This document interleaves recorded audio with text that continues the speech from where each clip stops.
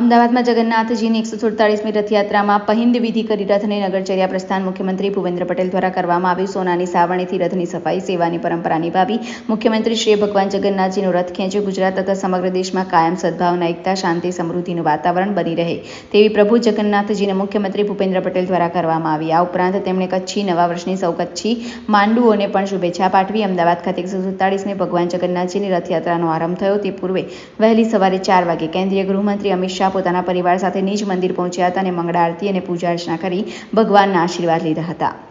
મુખ્યમંત્રી ભૂપેન્દ્ર પટેલે અષાઢી બીજના પાવન અવસરે અમદાવાદની 147મી જગન્નાથજીની રથયાત્રાને પ્રસ્થાન કરાવતા પૂર્વે વહેલી સવારે મંદિર પરિસરમાં ભગવાન જગન્નાથજીના રથનું અને ભગવાનનું પૂજન અર્ચન કર્યું હતું। મુખ્યમંત્રીને સતત ત્રીજી વખત ભગવાન જગન્નાથજીની રથયાત્રાની પહિંદ વિધિનું સૌભાગ્ય પ્રાપ્ત થયું છે।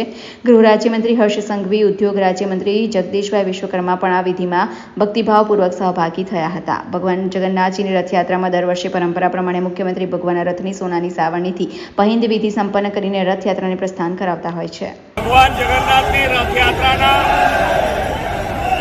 પર્વની રાજ્યના તમામ નાગરિકોને ખૂબ ખૂબ શુભેચ્છાઓ। અમદાવાદની આ રથયાત્રા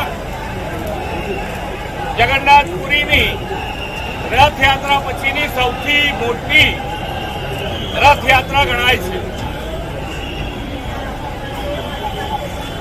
આ પવિત્ર દિવસે ભગવાન સામે ચાલીને નગરજનોને દર્શન આપવા માટે નીકળે ત્યારે નગરજનોના દુઃખ કષ્ટ નિવારણ થાય એ આપણા માટે સહજ છે। આ રથયાત્રા ભગવાનના દર્શનથી સૌ કોઈને સુખ અને શાંતિનો અહેસાસ થતો હોય છે।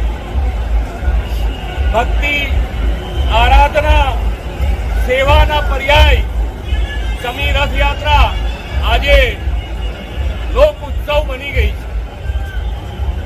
રથયાત્રા શાંત અને સલામત રીતે આખી સંપન્ન થાય એના માટેની પૂરી વ્યવસ્થા કરવામાં આવી છે। આજે અષાઢી બીજ અને અષાઢી બીજ એટલે કચ્છી ભાઈ બહેનોનું નવું વર્ષ।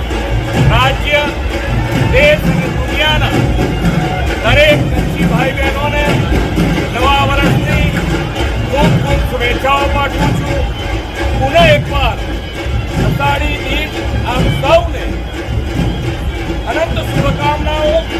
આ પવિત્ર પર્વ ગુજરાત તથા સમગ્ર દેશ માટે સુખ, શાંતિ અને સમૃદ્ધિ લાવનાર બને એ જ ભગવાનના ચરણોમાં પ્રાર્થના। જય જગન્નાથ।